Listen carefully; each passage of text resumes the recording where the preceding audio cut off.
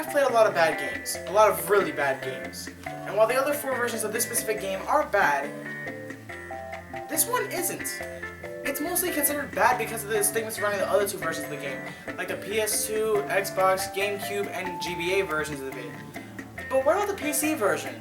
The one that everyone, like, the one that basically was rated the highest. Because honestly, it does deserve the 7 rating. I say otherwise, but I understand where they were coming from. However, people are misunderstanding that rating. It's not for the PS2 or Game Boy Advance version of the game. Far from. All 4 of them actually are complete garbage. Here's some footage from the Game Boy Advance version that I honestly regret playing.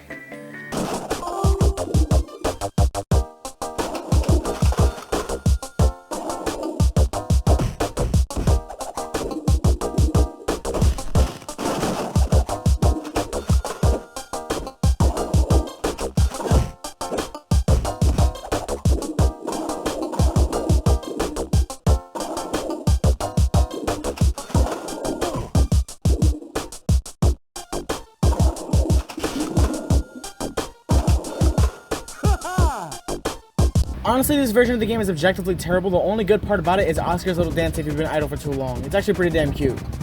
Pretty bad, huh? And imagine playing that for over an hour and a half. That's pretty nuts. That's also the movie's runtime, ironically. So, what about the PC version of the game? Is it good? Is it bad? What is it? Well, first off, the thing about the PC version is it's basically completely different from the other 4 versions. It's basically a 3D exploration game with missions and such, kind of like a fish version of Grand Theft Auto minus the vehicles. It's a version that honestly is a little misunderstood and of course taken way out of context because of the other versions of the game. But they're taking it out of context while still maintaining the context that the other versions of the game are terrible. But for this review, I'm going to be straying away from the other versions of the game because honestly, I don't like comparing games to garbage. This game should not be compared to garbage. It's not that bad. So let's head over to my setup and let's play the game.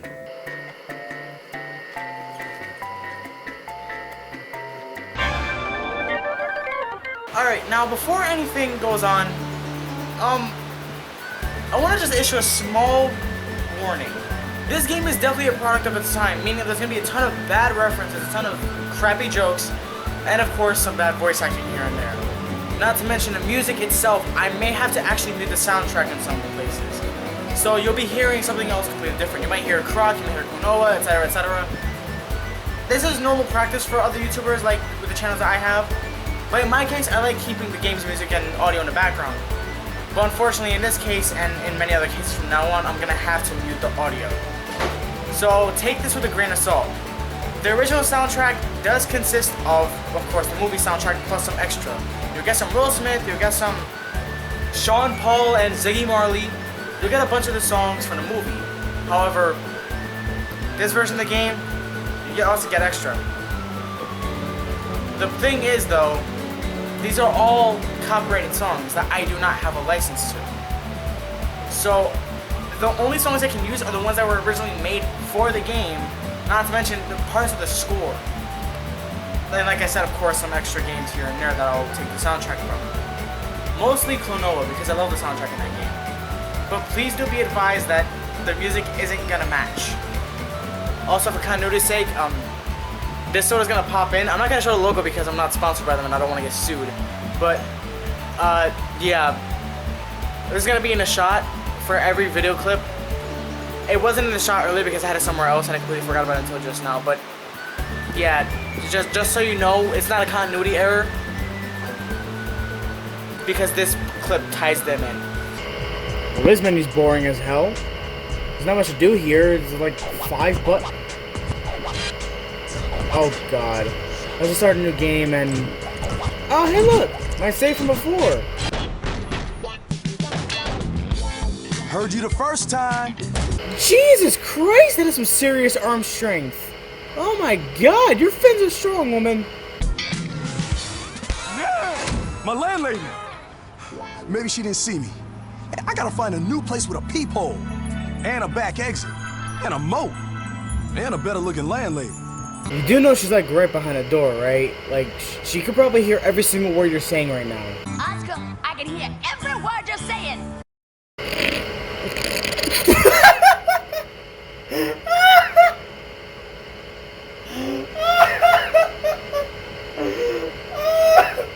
Okay, I can't.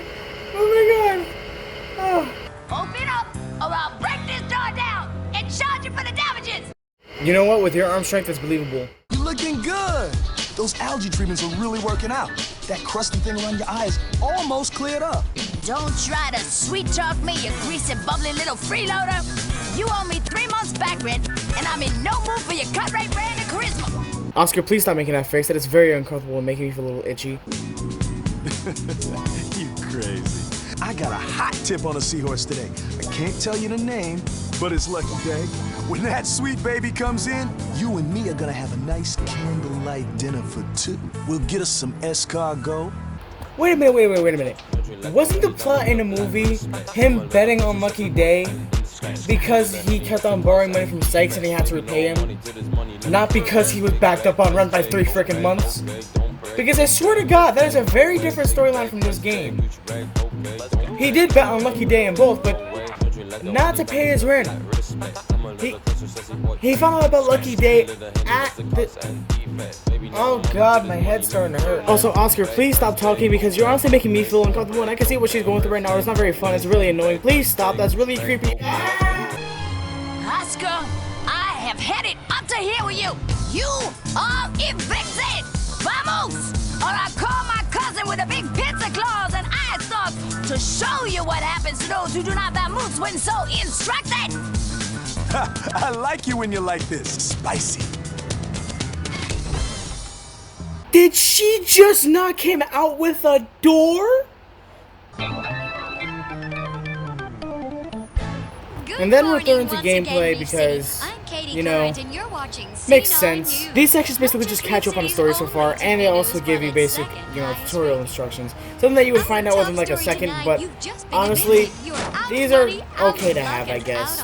Considering the original game on PS2 and others didn't really... I gotta stop doing it. I said I wouldn't do it.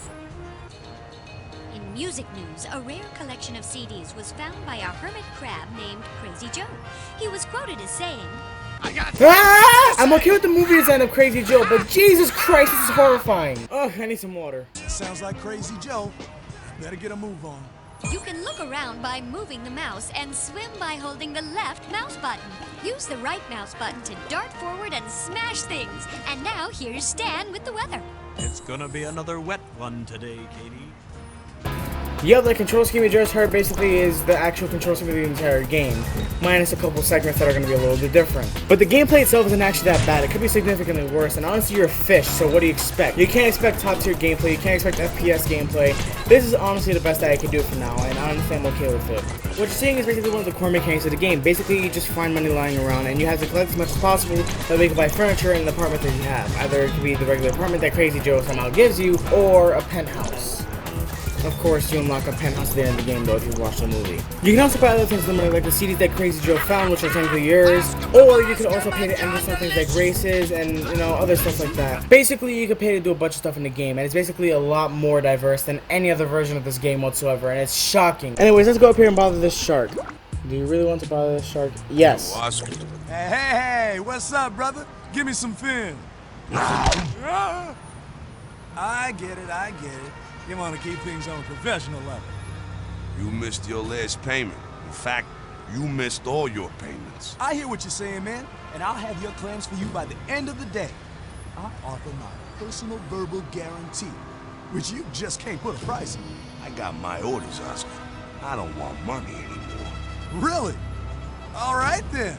Thanks, man. Well, I'm on roll. Got places to see, fishes to be. Yes, I am very aware of how horrible that joke was. But I did warn about this in the beginning, so shut up. Oh, you're still paying me back. It's sushi. Sushi? Oh, I get it. That's a pretty decent comeback. Actually, wait a minute. Sushi? That's fish meat. Ah, fins don't fail me now. Hey, stop the game. Stop the game! Are you kidding me? One of these segments? I mean, at least in a movie it would make more sense because you stop in the film to explain the plot a little bit. But honestly, this is just a tutorial level that could have been explained by Katie Curran easily. What the hell is this for? Not to mention, not even a single joke here lands properly because honestly, it's all corny as hell. It's like they missed their target demographic entirely with some of these jokes. Anyway, shark segment. These are easily the worst part of the game. Moving on. There's also stealth segments for if you have to retrieve something or escape from something, of course, because yeah, 2004, the game wouldn't be complete without a Metal Gear Solid type of thing going on. What? I'm not making a fish pun. No, I'm not doing it. Metal Gear Solid. Okay, in total honesty though, this part of the game isn't really that hard. It's just, you can't speed through it, so you actually have to make sure you look for something. Science news, this is a switch. And so is this. Swim over and right-click on it. Yes, now.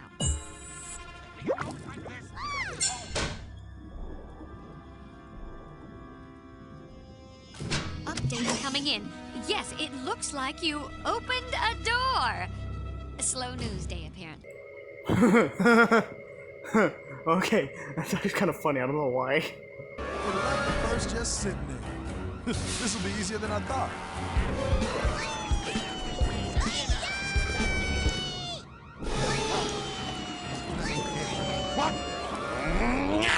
Easier than you thought, huh, Oscar? Maybe if I tickle him just right, he'll cough me up. Coochie, coochie, coochie. Smashing theory there, Oscar. Unfortunately, I don't know if it'll work from the inside of their mouth. It might swallow you whole instead as a reflex.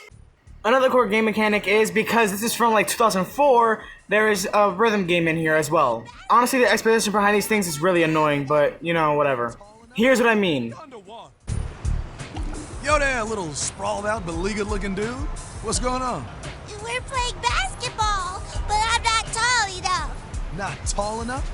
You're underwater. See, even the game is self-aware of its issues. What the hell, man? As funny as it's usually beating me, unfortunately, I can't even make a damn joke because the game already did it for me. Oh, crap. Mute. Alright, so this is just DDR minus one input. I mean, okay, I'm not very good at DDR anyway, but this is fine by me, I guess.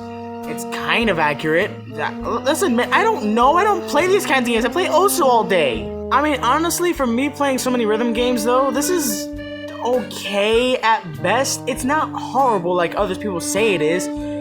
It's just not the greatest because it's not entirely accurate.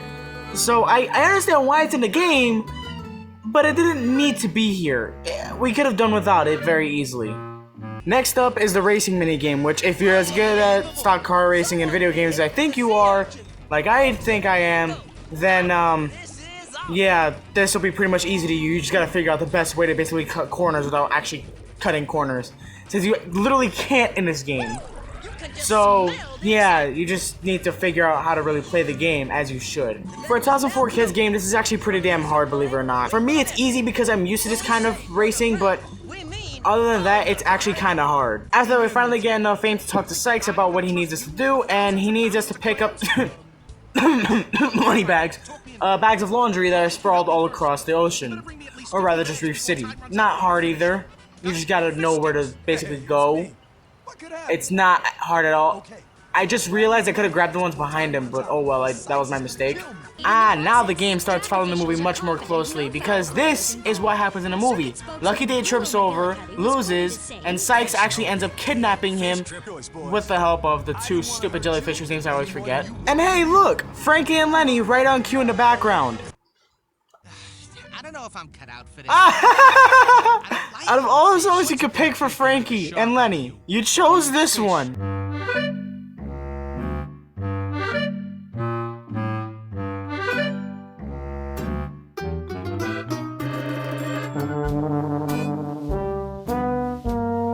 It sounds like it's right out of freaking Angry Birds! Oh, you gotta be kidding me, another shark chase segment. I mean, well, to be fair, this actually matches the movie pretty well because there's a shark chase segment with Frankie in it, but I digress. Coming. Yeah, fishy, fishy, fishy, fishy. Okay, either A, that's a really good Michael Imperioli impression, or B, that is actually him, which would be a very shocking feat for a video game. Anyway, after this shark chasing segment, Frankie freaking dies. Frankie! Well, follows the movie pretty well. Here's my question though. Why is it that the game doesn't follow the movie much more closely by having the beginning of the game actually focus on the fact that Frankie and Lenny are on the prowl together, even though Lenny's a vegetarian, and Reef City actually has to go on lockdown because of that? And why is it that the game doesn't take advantage of fleshing out their characters even more, that way it can make you feel more for Frankie's death?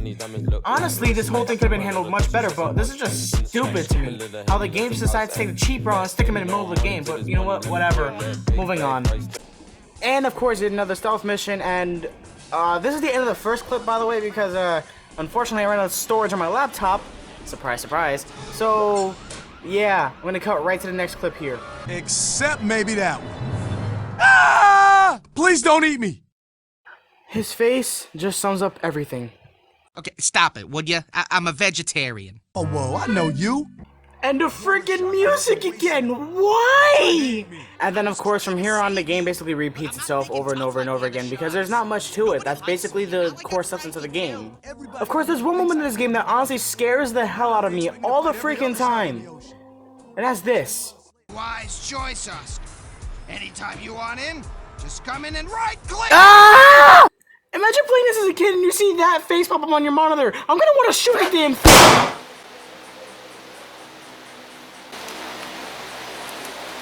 It's a prop. Anyways, back into the game before I end up just having a heart attack from seeing that face over and over again. Honestly, I can't tell for a second why this game is so hated among everyone, because it's not a bad game. It's far from it, actually. It's actually a pretty good damn collectathon and just a good game in general. It's a great adventure game as well. You could go around Reef City and just look around. It's not bad, it really isn't. But there's one big issue that I can't deny. The game is really damn short. And by short, I mean it's an hour and a half long. If you want to play through it as fast as possible, 2.5 hours if you want to get through everything. And no, I'm not making this up because I actually logged that on howlongtobeat.com. It took me 2.5 hours on a leisure run. I went about my own speed and I beat the game entirely accidentally until well, that was entirely accidentally because I didn't realize I was at the end of the movie's freaking plot. But yeah, as a game, it's not as bad as it could be, and as a movie tie-in even, it's actually pretty damn good for a PC movie tie-in because I've seen a lot of bad ones out there. This is honestly one of the best I've seen so far. So is this a bad game? Far from. I've seen so much worse, especially from a DreamWorks franchise itself, like the Bee Movie, Over the Hedge, etc., etc. There's a ton of bad games out there from DreamWorks properties that everyone seems to overlook. This game, though, is not that bad. It's just unfortunately lumped in with its bad brethren. So, while I understand where the 7 rating comes from, even though it's a little over-embellished, I don't understand how it applies to every other version of the game. And it shouldn't apply to every other version of the game because every other version is completely mediocre as hell and should not be praised as a good game because it's far from. Even the Game Boy Advance version is complete and utter garbage, and usually the Game Boy Advance games are the best. So what would I personally give this game? Well, it's not great, and personally I think a 7 out of 10 is a little too high for it. I would say a 6 out of 10 at most. If I'm feeling a little angry about it, 4 out of 10 at lowest. But it's not a bad game. It's a functional game and it works perfectly fine. It's just it's too short for its own good. And it's also incredibly there's no replay value. There's nothing to do in the game other than buy everything for the game, and that just means going around collecting a bunch of clams and that's about it. So it's not worth replaying, but it is worth taking a look at because it's actually a good DreamWorks game that's out there. And a pretty mediocre game as a game itself, but not terrible to the point where you'll hate it or to the point where you can actually point and laugh. It's a game that you can admire the effort in because it's a game that is honestly not that bad at all. It follows the movie's plot very faithfully at some points, I forgot to mention that, and it also tries its best to spice things up a little bit, with the shark chasing segments being better because you're using a mouse, and with the stealth segments actually being more comprehensive and much more thought-provoking. You actually do have to think about what you have to do in those sections. But it also is incredibly repetitive because those are the only kinds of missions there are, and there's not many races to split everything up properly, so honestly the game just falls flat on its face at the worst parts, and I can understand why it got a 7, but it's still a little too high because that's higher than it should get. Just at all in general. The missions in this game mostly consist of collecting something, trying to sneak around, or actually trying to escape a shark, as well as just going around Reef City, whether upper or lower, doesn't matter, trying to find money that we could buy furniture or attend races and stuff like that. This game doesn't have much at all, and while in some cases it could actually be very charming, in this specific case, it works against it because there's not much else to it. What you're seeing is what you get, basically. There's not much else to the game. There's no substance, and when it comes to a kid's game, there needs to be substance. But it is a 2004 kids game, so it does get a little bit of slack there. Otherwise, I would have rated this game much lower. But still, at the end of the day, it's a pretty mediocre and pretty empty and shallow game. Should you give it a shot, though? Definitely, if you have enough storage, because this thing takes up about 1 gigabyte, and I only have 120 gigabytes on my laptop. You may have noticed that I didn't speak on anything graphically with this game. And that's because this game honestly was made technically for PS2, Xbox, and GameCube. And because of that, the game of course isn't going to look as great as it should now. By the time it was passable, especially for a PC game, considering most PCs at the time weren't even made for gaming. So, you know, credit where credit is due with the game. The models are nice, the textures, although low quality, are actually pretty accurate to the movie and everything itself. And the game itself just looks like it's it takes place in an ocean, of course. But the problem is, with the graphics, it also gets really stale and you could get really lost pretty fast. I've gotten lost in this game far too many times because everything looks so similar. So, yeah.